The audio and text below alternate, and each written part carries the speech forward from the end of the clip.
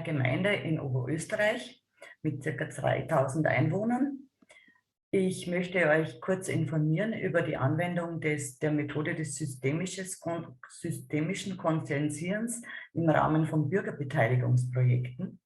Im Jahr 2019 wurde diese Methode in die Leitlinien der Gemeindepolitik aufgenommen, um mit dem Ziel, das ESK-Prinzip für Bürgerbeteiligungen bei öffentlichen Angelegenheiten einzusetzen und damit die Lebensqualität der Bürgerinnen und Bürger in den Mittelpunkt des Handelns zu stellen.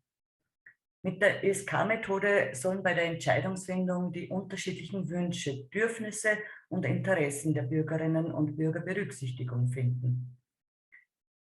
In der Anwendung des ESK-Prinzips gibt es also nicht nur Befürworter und Gegner, so wie wir das aus Abstimmungen gewohnt sind, sondern es können tragfähige Entscheidungen für eine Vielzahl von Menschen getroffen werden und auch die Leisen bekommen damit eine Stimme.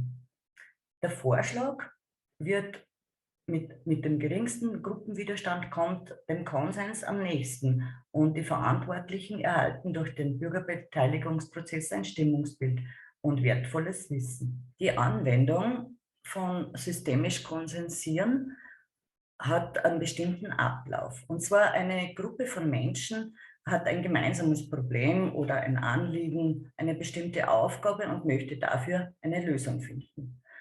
Die Rahmenbedingungen werden dann ziemlich genau definiert, und zwar sei es jetzt die Höhe des Budgets, die Dauer der Anwendung, die rechtlichen Rahmenbedingungen und andere Einflüsse auf das Projekt.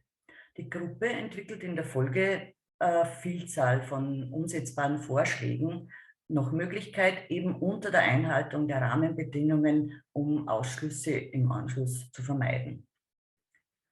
Es wird auch eine Passivlösung formuliert, das heißt zum Beispiel, wenn wir zu keiner Lösung finden, dann bleibt alles beim Alten oder dann entscheidet der Gemeinderat oder Ähnliches. Die Vorschläge werden dann in der Folge von den Beteiligten bewertet, und zwar nach Widerstand, wobei auf einer Skala von 0 bis 10, 0 der geringste Widerstand oder gar kein Widerstand, bin einverstanden mit dem Projekt, über 5 in etwa, es ist ziemlich neutral, würde ich jetzt keinen Einspruch haben, bis hin zu 10, es geht gar nicht, das ist der maximale Widerstand bewertet. Nach der Ergebnisermittlung, die meistens mit einem externen Begleiter erfolgt, werden die Vorschläge bewertet und das Projekt mit dem geringsten Widerstand ist praktisch der Lösungsvorschlag, der dem Konsens am nächsten kommt. Wichtig in dem Fall ist auch, dass bei dem Projekt mit dem geringsten Punktezahl nach Möglichkeit kein 10er Widerstand, also maximaler Widerstand enthalten sein soll. Wenn doch, dann muss das aufgearbeitet werden und versucht werden, eine andere Lösung zu finden. In Mundafing hat das Projekt Systemisches Konsensieren bereits mehrfach Anwendung gefunden. Ich gebe euch jetzt noch ein paar Beispiele.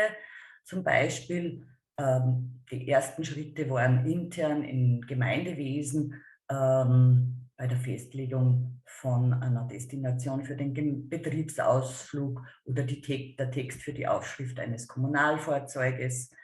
Und eins der größten Projekte war die Auflassung von Bahnübergängen. Es war also eine Vorgabe vom Land und an die ÖBB, dass also aufgrund gesetzlicher Änderungen Bahnübergänge sicherheitstechnisch aufgerüstet werden müssen und anzahlmäßig verringert werden müssen. Dann ist es zu einer Bürgerversammlung gekommen, in dem möglichst viele Vorschläge, wie man dieses Problem lösen könnte, unter Einhaltung der gesetzlichen Rahmenbedingungen erarbeitet worden sind und auch mit systemisch Konsensieren ein Lösungsvorschlag erarbeitet wurde. Ist das erste Projekt aber dann aufgrund von einer gesetzlichen Unstimmigkeit ausgereiht worden und das zweitgereihte als Lösungsvorschlag angewendet worden.